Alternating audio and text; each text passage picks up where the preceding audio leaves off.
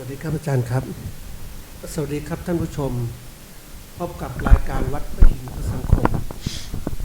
วันนี้เรื่องสำคัญในสังคมไทยก็คือเรื่องของหนี้สินก็เป็นทรัพย์สินเนี่ยเราเป็นหนี้คนอื่นนั่นแหละครับแล้วก็มันก็พอกพูนมากขึ้นนี่ก็มันเกิดขึ้นจากการประกอบอาชีพของเราส่วนหนึ่งการที่เราใช้ทรัพย์ต่างๆไปในทางที่เรียกว่าไม่ก่อให้เกิดรายได้ไม่มีผลกำไรและเสร็จแล้วเนี่ยเราก็ไปแก้ปัญหาที่ทางที่ผิดพลาดก็ก่อให้เกิดปัญหาเกิดขึ้นหนี้สินก็นำมาถึงความเครียดความทุกข์ต่างๆทุกข์จากความเป็นหนี้ที่เกิดขึ้นนะครับวันนี้ก็เราได้ความเมตตาจากอาจารย์ศิวิทย์นะครับจะมาพูดถึงหนี้สินการเกิดและการแก้ปัญหาของหนี้สินจะทำอย่างไรดีครับเชิญครับอาจารย์ครับครับคือ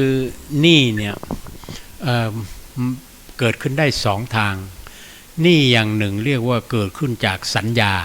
เป็นข้อตกลงระหว่างผู้มีเงินหรือผู้มีทรัพย์สินให้กู้ยืมกับผู้กู้ยืมนะอันนี้ก็เป็นไปตามสัญญากันไว้เช่นอย่างสมมุติว่าเราตกลงกันว่าตัวที่จะกู้ยืมกันเนี่ยโดยทางกฎหมายแล้วห้ามเรียกดอกเบี้ยเกิน15%ต่อปีนะเกิน15%ก็หมายความว่าถ้ายืม100 บาทก็เวลาชำระคืนเมื่อสิ้นปีก็115 บาทกฎหมายระบุขนาดนี้กับกำหนดไม่แพงนะ15%ต่อปีเนี่ยแต่เขาบอกที่ว่าซื้อกู้กันนี่10%ต่อเดือน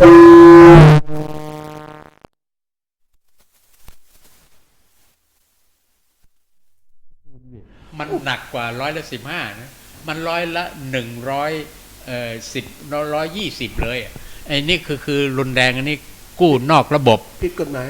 ผิดเลยแต่ว่าผิดยังไงเขาก็ทำกันแล้วก็ถ้าให้กู้ไปแล้วคิดจะเบี้ยวหรือไม่ส่งให้ต้นเขาก็มีพวกทวงหนี้นะทวงหนี้มหาโหดนะอันนี้เอาไว้ทีหลังนี่ตัวที่สองเกิดขึ้นจากละเมิดในประมวลกฎหมายแพ่งในประมวลกฎหมายแพ่งและพาณิชย์ในมาตรา420เขาบอกว่าผู้ใดจงใจหรือประมาทเลิศทำให้ผู้อื่นเสียหายแก่ชีวิตก็ดีร่างกายก็ดีทรัพย์สินก็ดีหรือสิทธิก็ดีผู้นั้นทำละเมิดจำต้องชดใช้สินไหมทดแทนเพื่อการนั้นเอายกตัวอย่างขับรถชนกันพอขับรถชนกันตูมนี่ใครผิดพอคนผิดเนี่ยเขาเรียกว่าหนี้เกิดขึ้นทันทีหนี้เกิดขึ้นทันทีคุณมีความรับผิดชอบจะต้องชำระค่าแล้วภาษากฎหมายเขาเรียกว่าค่าสินไหมทดแทนอย่างสมมติว่าอาจารย์ขับรถมาเอาอย่างนี้ก็แล้วกันใครควบคุมยานพาหนะที่ใช้เครื่องจักรเครื่องกลเนี่ยถ้าชนคนเดินถนนหรือขับคนที่ไม่ชนคนที่ไม่ใช่เครื่องจักรเครื่องยนต์รถถีบเนี่ยคนที่ใช้เครื่องจักรเครื่องกลเขาสันนิษฐานว่าเป็นคนผิดเพราะนั้นพอผิดตูมขึ้นมาเนี่ยถ้าเขาไปรักษาตัวโรงพยาบาลค่ารักษาตัวเท่าไหร่วันเท่าไหร่แล้วเขาไปได้ค่าแรงงานวันละ300แล้วถ้าเขาขาดงานไป10 วันก็ตัวนี้เป็นค่าทดแทน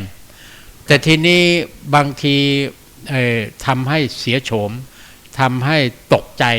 อันนี้เขาค่าทำขวัญ นี่เป็นค่ามีเรียกได้เอาอย่างสมมติว่าค่าของคนเนี่ยราคาต่างกันเรื่องนี้นะถ้าอาจารย์เป็นคนชาวนาชาวไร่ไม่มีรายได้หรือไม่มีอะไรต่างค่าที่สินไหมทดแทนอาจจะเท่านี้สมมติว่า10,000 บาทแต่คนที่เราไปชนเป็นผู้หญิงงามจะประกวดนางงามความงามของเขาเนี่ย10,000 บาทไม่พอต้องเป็นล้านหรือเป็นแสนที่เขาเรียกเลยนี่ค่าทำขวัญเขาตกมีสิทธิ์เรียกได้เลยเรียกได้เลยแล้วศาลก็ให้นะคือใช้ดุลพินิจว่าถ้าเขาอ้างว่าจะท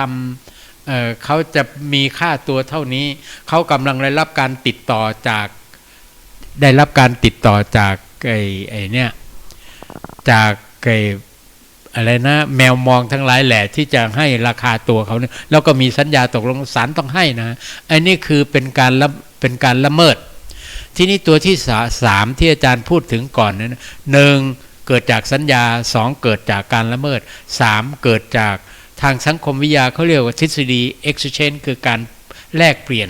ทีนี้แลกเปลี่ยนนี่อย่างเขาไปทำ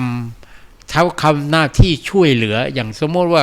เราเจ็บไข้ได้ป่วยไม่มีเงินเลย หมอรักษาให้ฟรีพอรักษาให้ฟรีนี่ถึงเขาจะโฆษณาอะไรก็ตามทีนี่ไอ้คนไข้นี่นะรู้สึกว่าชีวิตเรารอดเดี๋ยวเพราะคุณหมอช่วยเราทีนี้ถ้าคุณหมอเดือดร้อนอยากจะให้เราช่วยอะไรโอ้ยเรายินดีพลีชีวิตช่วยเลยอันนี้เป็นกตัญญูกตเวทีคือตอบแทนบุญคุณนี่เป็นหนี้บุญคุณนี่บุญคุณแต่ว่าสิ่งหนึ่งในครอบครัวไม่เข้าใจนะพ่อแม่เลี้ยงลูกเนี่ยไม่หวังคือพ่อแม่โดยทั่วไปเนี่ยจะไม่หวังค่าตอบแทนจากลูกนะขอให้เองใหญ่โตขึ้นมาแล้วดูแลครอบครัวตัวเองได้ช่วยเหลือตัวเองพอไม่ต้องมาคืนกำไรให้พ่อแม่เลยแต่บางทีลูกเขากตัญญูนะเขาโทรมาบอกอันนี้พ่อนี่เป็นเบี้ยกตัญญูนะว่ามันมีเบี้ยหลายเบี้ยนะเราเดินทางไปยังมีเบี้ยหน่วยราชการมีค่านั้นอันนี้มี3เรื่องนะทีนี้ทำไมคนเป็นหนี้เยอะเนี่ยผมเนี่ยเป็นคนโบราณตอนจะสร้างบ้านนะผมก็คิดว่ารับราชการจะเก็บเงินเป็นรายเดือนนะพร้อมกับเมียเนี่ยนะโอ้สัก5 ปีต้องสร้างบ้านนะมีคนแนะนำบอกไม่ได้หรอกอาจารย์สมเกียรติอ่อนวิมลเนี่ยเขาบอกสุพรรณเนี่ยเขาจะเรียกค่าสินสอดแพงนะเขาบอกว่าถ้าเจ้าสาวแม่เจ้าสาวเรียกค่าสินสอด100,000เนี่ยนะตอนนั้นเงินเดือน 3,000 เนี่ยเขาจะเก็บเงินไปถึงอายุ60 ปีถึงจะได้แต่งงานตอนนั้นก็หมดสภาพแล้วนะทีนี้ก็กลับมาสู่เรื่องที่ผมเล่าให้ฟังบอกต้องเอาเงินในอนาคตมาใช้ก็คือไปกู้สหกรณ์หรือกู้ธนาคารผ่อนโอ้ตอนผมสร้างบ้านเนี่ยนะตอนนั้นดอกเบี้ยมันแพงนะไปกู้ธนาคาร11%ต่อปีแพงมากนะทีนี้บังเอิญมช.เขามีโครงการช่วยเหลืออาจารย์เขาเหลือ6%ต่อปีทีนี้ช่วงนั้นที่สร้างบ้านเนี่ยผมอายุ56แล้วธนาคารไม่ให้ก็เมียอายุน้อยหน่อยก็ให้เมียเข้ารับช่วงแทนก็สร้างก็เอาเงินในอนาคตเนี่ยชำระหนี้ผ่อนส่งทีนี้ผมก็ผ่อนส่งไปประมาณ10 ปีได้หมดเสร็จแล้วผมก็เอาใบอะไรนะที่ไปแจ้งบอกเลิกท่านธนาคารบอกตอนนี้ผมจะชำระหมดแล้วผมเอาเงินก้อนก็สมมติก้อน100,000ไปชำระธนาคารเขาบอกจะรีบมาชำระทำไมเขาบอกเขาจะกินดอกเบี้ยจ่อผมบอกผมอยากปลดหนี้เขาก็จำเป็นต้องชำระเขาทั้งนั้นนี่คือเราพอคือเราอาจจะอยู่ในฝ่ายสมถะของสังคมนะคือเราไม่กระโดดโลดเต้นมากเลยนะเราก็มาคุยกับเมียอย่างนี้ว่าครอบครัวเราเป็นอย่างนี้ส่งเสียลูกเท่านี้เราก็ใช้จ่ายให้พอประมาณตนคือรู้จักประมาณตนเนี่ยคือกลับไปสู่สัพพุริธรรม7นี่ผมว่าโอ้มีประโยชน์มากเพราะนั้นหนี้ตัวนี้ที่ธนาคารก็เราก็ผ่อนส่งก็หมดไปก็มีชีวิตที่ถ้าไม่จำเป็นนะเราก็ไม่ไปรบกวนแล้วก็นี่มีครั้งหนึ่งแม่ยายผมเขาแก่แล้วรัฐบาลออกกฎหมายไม่ใช่ออกคำสั่งมาบอกถ้าใครรับคนงานต่างด้าวที่เป็นคนไทยใหญ่ถึงมีใบอนุญาตเข้ามาเนี่ยต้องเสียค่าประกัน 50,000 บาทเอ้าแม่ยายผมไม่มีรายได้อะไรเนี่ยผมก็ผมเอาที่ดินของบ้านไปให้ฝ่ายที่ดินประเมินเขาประเมินสมมุติว่า1,000,000ผมก็ไปให้ตำรวจบอกไม่มีเงิน10,000หรอก 50,000เนี่ยเอาที่ดินเนี่ยเอาหลักทรัพย์นี่ไปประกันไว้ทางตำรวจเขาบอกว่านายสั่งมาไม่รับเฉพาะเงินสดทีนี้ผมจบกฎหมายเนี่ยผมก็ไปอ่านดูสิปวิอาญามาตรา114 วรรค 2ว่าการประกันนี่ทำได้3อย่าง1เงินสด2หลักทรัพย์3บุคคลอย่างพวก C8 C9 ไปประกันเนี่ยเอาบุคคลไปประกันได้ผมบอก คุณทำผิดกฎหมายเนี่ยคุณเอามติคณะรัฐมนตรีมาลบล้างกฎหมายได้ไงผมฟ้องเลยผมฟ้องศาลปกครองพอผมฟ้องทางนี้เลยรายเดียวของผมมัน50,000เห็นไหมทีนี้พี่น้องชาวระยองชาวอะไรที่ระนองที่จ้างแรงงานต่างด้าวเป็น10-20 คนเงินคนรายละ50,000ไปเขาเรียกว่าไปฟีสอ่ะคือไปเป็น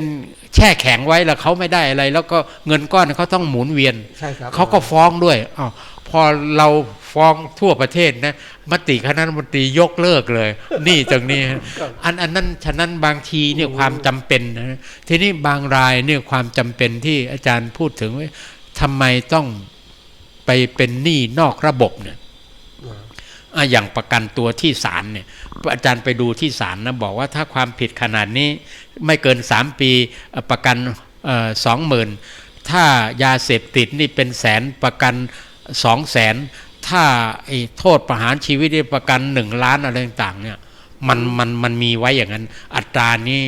ทีนี้ญาติพี่น้องก็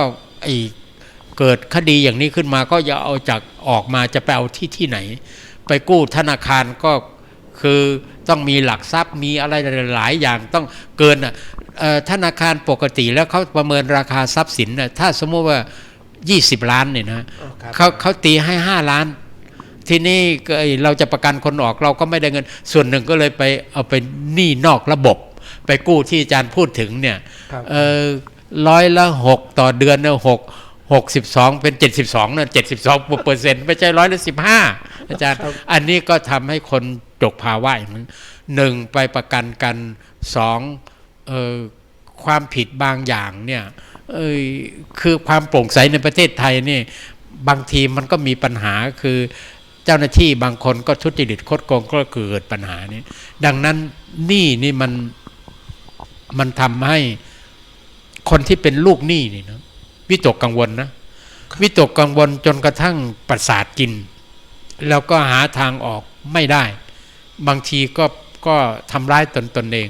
แล้วก็ต้องไปพึ่งพาหนี้นอกระบบถ้าเจ้าหนี้นอกระบบเขาโหดนะเราไม่ไปส่งเขาเนี่ยเขา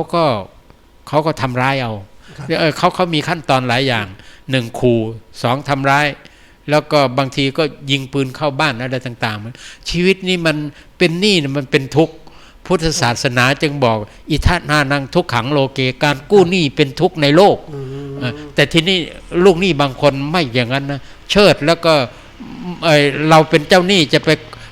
ไปขอให้เขาชำระหนี้เรายังอายแต่ไอ้เจ้าลูกหนี้มันไม่อายเฉยเลยลืมเลยอะไรต่างๆเนี่ยเขาเคยบอกว่าเคยไปทวงหนี้ไม่มีเอาไงเดี๋ยวมีเมื่อไหร่ใช้ถ้าตอนนี้ไม่มีทวงก็ไม่ได้อาจารย์ทำไงดีอย่างไม่หนี้ไม่หนีไม่ใช่ไม่จ่ายครับนะครับนี่พวกนี้ผมมีคติอย่างนี้ถ้ามีการกู้หนี้เกิดขึ้นเนี่ยถือว่าเงินนี่เราสงเคราะห์เขาไปกันได้คืนก็เป็นโชคดีของเราถ้าไม่ใจว่าบังเอิญจำนวนมันไม่มากถ้าจำนวนมากนี่ผมก็จะมีเงื่อนไขเราตกลงผัวเมียไว้ว่าถ้ามาอย่างนี้เราตกลงในครอบครัวว่าถ้าเงินการจำนวนนี้ต้องทำสัญญาเพราะสัญญาจะเป็นเครื่องมือว่าในการยื่นฟ้องต่อศาลทีนี้สัญญานี้ตอนนี้กฎหมายเขาออกมานะฮะว่ากู้เงินตั้งแต่ 2,000 บาทขึ้นไปต้องมีหลักฐานเป็นหนังสือหลักฐานเป็นหนังสือนี่ก็ไม่จำเป็นต้องเป็นสัญญาอย่างที่พูดเป็นสัญญาก็ได้ไม่เป็นสัญญาก็ได้เพียงแต่เขียนว่าได้รับเงินจากนายกมาจำนวน3,000 บาทแล้วเซ็นชื่อไว้อันนี้เป็นหลักฐานแล้วไม่จำเป็นต้องว่ามีสัญญากขอเกิดขึ้นแต่ตัวหนึ่งเพื่อให้มันสมบูรณ์ในการฟ้องศาลอันนี้ก็ทางกฎหมายก็คุ้มครองทีนี้เขาบอกว่าก่อนที่จะมาทำกฎหมายเรื่องหนี้เนี่ยเขาต้องมีเวลส่งมอบเลยนะต้องกำหนดไว้ในว่าจะส่งมอบเมื่อไหร่ทีนี้เขาบอกว่ามีคนลูกหนี้ที่เห็นแก่ตัวมันนั่งรถไปด้วยกันทั้งสองเนี่ยที่อาจารย์พูดถึงทวงหนี้เขาเนี่ยมันไม่ให้ไม่มีไม่หนีแต่พอโจรขึ้นมานี่คือการปล้นควงปืนออกมาเลยทุกคนต้องส่งมอบมือนะมันยิงตายไอ้เจ้า ลูกหนี้คนนั้นนะที่บอกมันไม่มีไม่หนีไม่จ่ายนะครับ ไอ้กูคืนเงินให้มึงเงินที่กู้ไว้นะเพราะตอนนี้นะถึงอยู่กระเป๋าก็ถูกโจรมันเอาไปตรงนี้ที่ความยุติธรรมต้องชำระในที่เหมาะสมในที่กำหนดไว้ในสัญญาเองจะเอาเปรียบอย่างนี้ตอนนั้นตลอดเวลาเองบอกไม่มีจ่ายเลยแต่ผู้ร้ายมันจะมายิงเอาแล้วก็มาชิงเอาเนี่ยบอกมีแล้วชำระคืนอย่างนี้เลิกแล้วต่อกันเนี่ยมันไม่เป็นธรรมเพราะนั้นเราต้องอยู่ร่วมกันอย่างเป็นธรรมแล้วก็ให้ความยุติธรรมแก่กันการเป็นเชิญทีนี้การเป็นหนี้บางทีที่บอกอาจารย์มีสัญญาเนี่ยมีสัญญาบางคนก็บอกต้องมีมีหลักฐานประกันอาจจะเป็นโฉนดที่ดินมีอะไรต่างๆเนี่ยก็อาจจะเป็นถือว่าจำนองหรือจำนำไหมอาจารย์อย่างนี้ถ้าเป็นมีหลักฐานที่เป็นภาษากฎหมายเขาเรียกสังหาริมทรัพย์ทรัพย์ที่เคลื่อนที่ได้เป็นจำนำถ้าเป็นที่ดินบ้านเรือนเลือกสวนพวกนี้เป็นอสังหาริมทรัพย์คือทรัพย์ที่เคลื่อนที่ไม่ได้เป็นจำนองคือจำนองกับจำนำมันต่างกันที่ว่าทรัพย์นั้นเคลื่อนที่ได้ไหมหรือเป็นทรัพย์ที่ติดกับที่ดินต้นเลือกสวนไร่นานี่เป็นจำนองถ้ามีเวลากำหนดว่าต้องชำระเท่าไหร่แต่ถ้าไม่ถึงชำระตามเวลานั้นเขามีสิทธิ์ยึดเลยไหมครับอาจารย์ยังต้องฟ้องถ้าจำนองนี่ต้องฟ้องทีนี้มันเป็นอย่างนี้ถ้าเราการจำนองเนี่ยเป็นสัญญาประกันการกู้หนี้มันมีหนี้ประทานอยู่คือการกู้หนี้ไว้แล้วจะมาประกันเนี่ยเป็นสัญญาประกอบเป็นเขาเรียกว่านิติกรรมประกอบสัญญาหลักก็ทำไว้เพื่อความมั่นใจทีนี้เขาก็จะมีกำหนดไว้ว่าจะในจำนองเนี่ยนะว่าผู้จำนองถ้าอันนี้เจ้าหนี้จะบังคับให้ลูกหนี้ชำระเป็นอันดับแรกถ้าลูกหนี้ไม่สามารถจะชำระได้ให้ถือว่าผู้จำนองลูกหนี้ประกันเนี่ยเป็นเสมือนลูกหนี้ด้วยครับตรงนี้เขาจะเรียกจากคนไปจำนองก็ได้ถ้าไม่มีเงินไปชำระเขาก็จะฟ้องศาล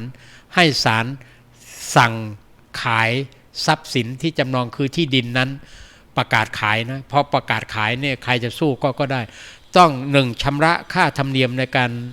การดำเนินการจำนองในการขายทอดตลาดใครซื้อได้ก็ตามทีแล้วภาระผูกพันต่างๆนั่นนะฮะทีนี้ว่าที่เวลาทำหนังสือสัญญานะครับตอนทำเนี่ยมันทำระหว่างบุคคลแต่การจะไปให้ศาลบังคับนี่ต้องไปฟ้องศาลนี่ปกติชาวไร่ชาวนาบางคนที่อย่างที่บอกถูกประเด็นเนี่ยก็คือว่าเอาละไปทำสัญญาคือเขาส่งลูกเรียนแล้วปีนั้นไร่นามันมีปัญหาน้ำท่วมเขาไม่ได้เงินเลยนะครับเขาไม่มีเงินเพราะนั้นก็ตอนที่เขาไปกู้เนี่ยเขามีเอาโฉนดที่ดินไปจำนองไปเขาเรียกว่าประกันนี่ว่าถึงเวลาปุ๊บเนี่ยนะครับนาไม่ได้ผลไม่สามารถขายหนี้ข้าวขายเพราะนั้นไอ้เจ้าหนี้ก็ถือโอกาสว่าเอาเจรจาเลยว่าไม่มีเงินใช้นะครับใช้เจ้าหนี้แล้วเจ้าหนี้ก็ขอยึดเลยนะครับชาวนาก็ไม่รู้ว่าเฮ้ยอันนี้ไม่ต้องขึ้นศาลก็ถูกไปเลยอาจารย์อย่างนี้เขาต้องเขาต้องไอ้นี่คือวิธีเล่ห์กลของผู้จะโกงกันเนี่ยนะเขามาขู่เสร็จก็อย่างนั้นเซ็นใบยินยอมให้เขาทำหน้าที่แทนหรือผู้แทนนี่นะทีนี้เขาให้ทำเนี่ยปรากฏว่าไอ้ที่ชาวนาชาวไร่ที่ไม่รู้เรื่องอย่างนี้เนี่ยก็เซ็นไปปรากฏว่ามอบอำนาจให้ไปขายที่ นี่แหละที่ชาวนาเขาน้ำตาร่วงเพราะว่า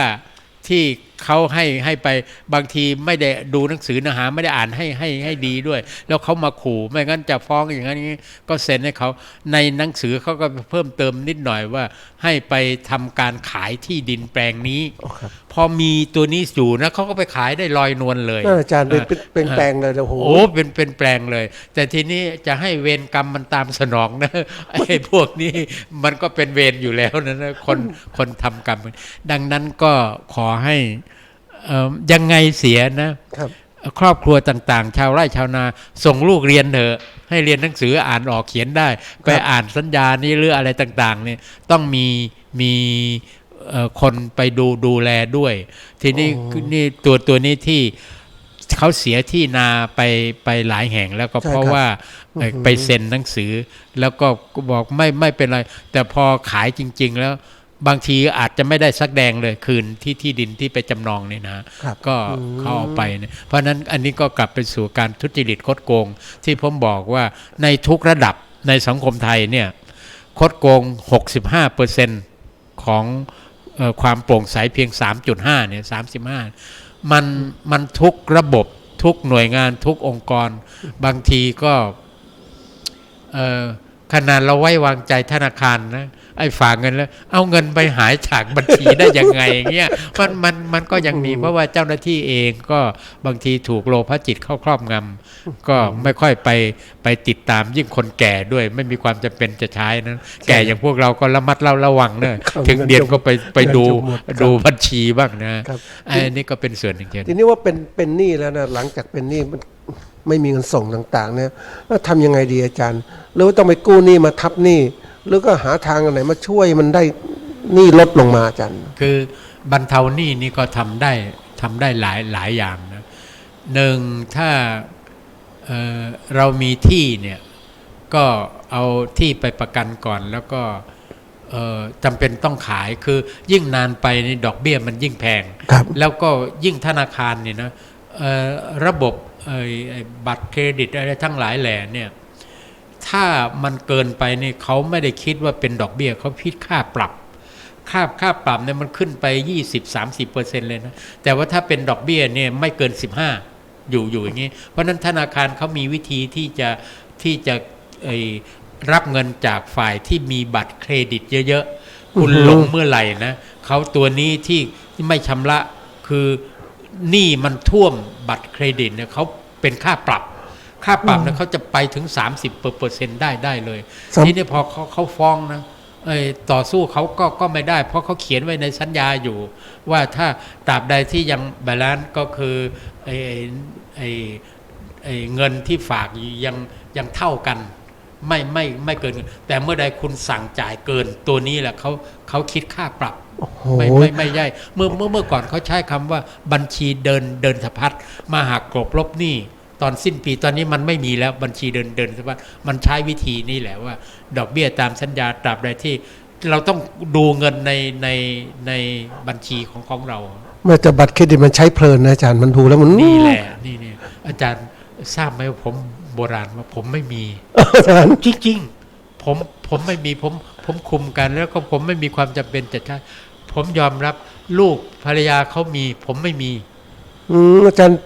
สบายใจดีผมว่าอย่างเงี้ยผมดูแล้วนั่นแหละก็คือสิ้นเดือนอะไรไป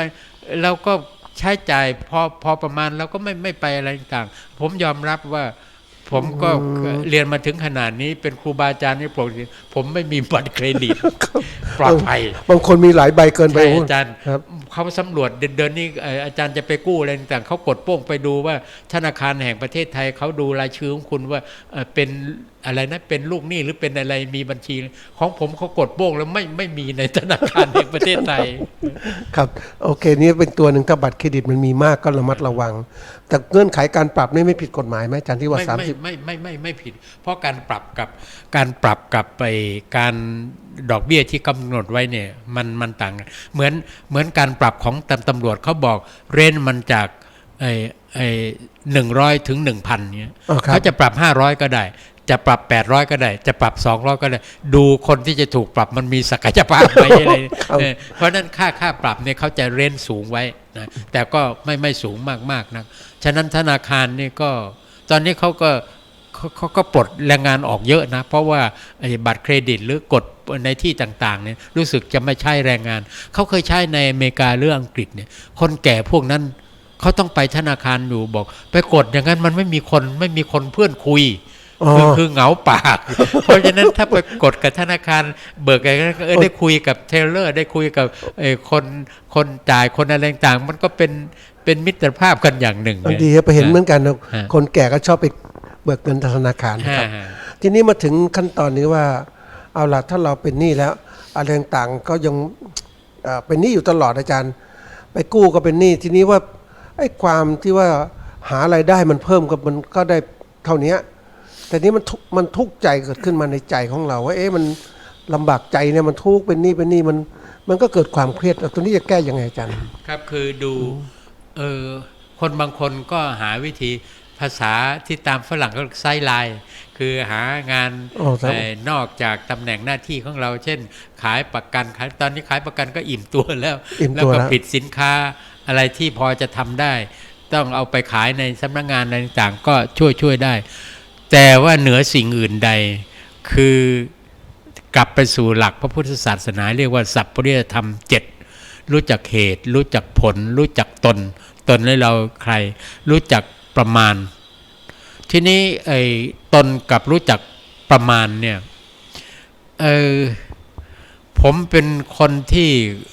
ไม่ค่อยพิถีพิถันเรื่องเสื้อผ้าอาภรณ์ต่างๆมีนักการเมืองบางคนไปซื้อเข็มขัดสาย10,000ไปซื้อเสื้อตัวหนึ่งเวอร์โซเช่5,000กับเสื้อตัวละ100เนี่ยกับ5,000เนี่ยนะเนื้อผ้ามันก็ไม่ได้แตกต่างกันแต่มันติดแบรนด์แค่นั้นนะพวกนี้ก็พวกโมหะหลงถ้าเราไม่ทำงี้มันไม่ใช่ไฮโซไม่ใช่ไม่รสนิยมไม่สูงรสนิยมต่ำโลโซอะไรต่างๆเหล่านี้ผมไม่ได้คิดอย่างนั้นนะท่านคือผมมาชมอเมริกาบ้านโฮสต์แฟมิลี่หรือแม่อุปถัมภ์เนี่ยอเมริกาเป็นชาติที่ร่ำรวยนะผมก็ไปกินอยู่ที่บ้านเขาวันหนึ่งแม่กินขนมปังเขาบอกว่าถ้าจะกินทั้งแผ่นเนี่ยเขาจะอิ่มเกินไปแต่ถ้าจะไม่กินแล้วก็ยังไม่อิ่มนะฮะครับแม่บอกว่าสวิตแชร์วิสมิบอกแบ่งครึ่งกันไหมเนี่ยเขาตัดขนมปังครึ่งหนึ่งนะฮะแล้วเขากินแล้วอันส่วนหนึ่งผมได้ตัวนั้นมานะว่าชีวิตเนี่ยรู้จักประมาณตนแม้แต่รวยอเมริกาเขาไม่ได้ฟุ่มเฟือยเหมือนเราคิดนะไม่ใช่ขี่ม้าอะไรเท็กซัสอะไรออกมาอย่างนั้นฉะนั้นการรู้จักประมาณตนว่าเราอยู่อย่างนี้อาหารการอยู่การกินอาหาร5หมู่เนี่ยมันเราก็ศึกษาหรือเราแก่ตัวมาเนี่ยบางเรื่องที่เราขาดไม่ได้คือการออกกำลังกายให้มันให้อย่างหนึ่ง5-6 วันต่อ1 อาทิตย์เนี่ยมันช่วยให้ร่างกายเรากระฉับกระเฉงได้ดังนั้นกลับมาสู่เรื่องหนี้นี่นะฮะผมคิดว่าถ้าเรารู้จักประมาณตนแล้วก็ไม่ฟุ่มเฟือยมันไม่น่าจะสั่งสมหนี้กันเพิ่มเกินตัวแต่พวกเพิ่มเกินตัวนี่คือรสนิยมสูงรายได้ต่ำ เราต้องประเมินตรงนี้ต่ำอย่างป๋าเปรมเนี่ยท่านบอกว่าประเทศไทยยากจนอย่าไปมาห่วงว่าเขาจะหาว่าเรายากจนเพราะนั้นเมื่อระดับนี้เราควรจะกินอย่างไรอย่างข้าวเนี่ยมันมีหลายดีกรีสมมุติ3 ขั้นข้าวหักกันจำนวนเท่านี้ถ้าเราจนนะแล้วก็ไม่ไปกินกับข้าวอันดับหนึ่งข้าวหักเนี่ยมันมีประโยชน์อย่างหนึ่งก็คือเวลาเคี้ยวแล้วมันย่อยได้ง่ายเพราะว่ามันจะเคี้ยวนานเราออกมุมนั้นเลยสบายใจแต่คนบางคนนี่ไม่ได้ต้องดีๆมันสวยที่ว่ารสนิยมของคนไทย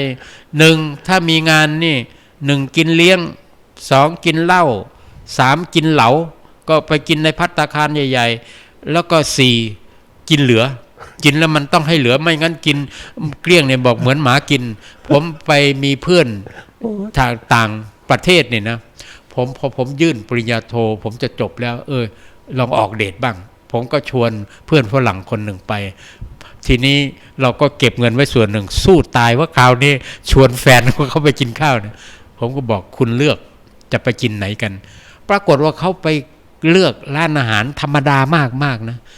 ผมก็ถามว่าทำไมไม่ไปกินเอาสมมติไปกินภัตตาคารเฮ้ยไม่ได้หรอกเราเป็นนักศึกษาอยู่เรายังไม่มีรายได้เราต้องกินตามฐานะของเราผมเลยออกเดทได้หลายครั้ง อันนี้ก็คือส่วนหนึ่งของการรู้จักประมาณตนบางทีการใช้ชีวิตเนี่ยเราไปคิดว่าประเทศเขาร่ำรวยแล้วเขาจะเห่อหงฟุ้งเฟ้อไม่มีนะอาจารย์เขาธรรมดาแล้วเรียบง่ายเราได้ตัวนี้มาเป็นแบบอย่างแต่ที่นี่พอเราได้รับการศึกษามาระดับหนึ่งอยู่ในตำแหน่งหนึ่งมันจะกินอะไรก็คนก็ยังคิดว่า เราก็ยังมีฐานะอย่างนั้นอยู่ มันไม่ได้อยู่ที่ว่าเรารสนิยมสูงแล้วเราประพฤติตัวอย่างนั้นนะครับ มันมีคำหนึ่งไม่รู้ครับคาถาน้ำใจเศรษฐเขาบอกคาถาเศรษฐีอุอากาสะเนี่ยอาจารย์พอเขาอุอากาสะ หนึ่งอุทานสัมปทา ครับ ถึงพร้อมด้วยความขยันหมั่นเพียรแล้วตัวอะไรต่ออารักขาสัมปทาเมื่อมีทรัพย์สมบัติมันต้องดูแลรักษาอุอะแล้วอะไรต่อ ก็อุอากาสะ กะนี่กัญญาณมิตรตา ครับ คบเพื่อนที่รู้จักประมาณรู้จักใช้ แล้วก็สมะตตาก็คือมีชีวิตเสมอต้นเสมอปลาย อย่าเห่อเหิมฟุ้งเฟ้อแล้วก็อย่าเป็นวัวลืมตีนแล้วอะไรต่างๆเหล่านี้คืออุทานสัมปทาอารักขาสัมปทากัญญาณมิตรตาสมานัตตามีวางตนเสมอต้นเสมอปลาย อันนี้ก็เป็นสิ่งที่ทำให้เรามีเงินนะครับ ครับ ไม่ใช่เป็นหนี้เป็นสินนะครับ อ่า นี่มันถึงสุดท้ายก็คือว่าไอ้เป็นหนี้เป็นสินแล้วมันทุกข์กายทุกข์ใจนะอาจารย์จะมีอะไรที่บรรเทาไม่ให้คนทุกข์ใจจากการเป็นหนี้ให้เขาอยู่ได้ยังไงสู้ชีวิตยังไง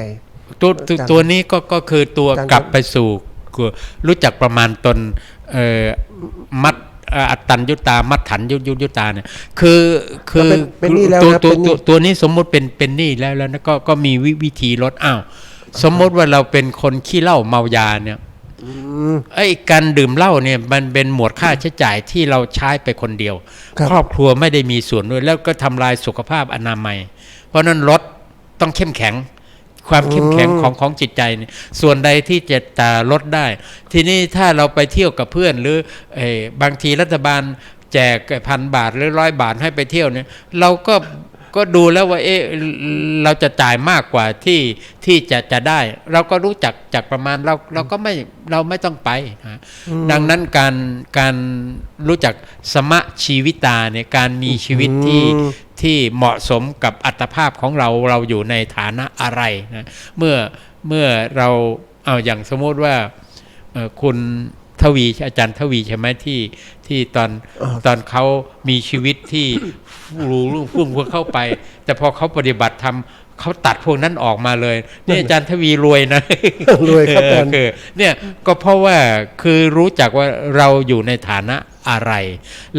ล้วคนอื่นเขามากำหนดชีวิตเราไม่ได้ชีวิตเราต้องกำหนดเองแล้วก็รู้จักประมาณตน แล้วก็เราสามารถที่จะลดหนี้ได้นะแต่ทีนี้ถ้าเราไม่รู้จักเคยประมาณตนอย่างที่ว่าเนี่ยเสื้อผ้าก็เอาตัวละ5,000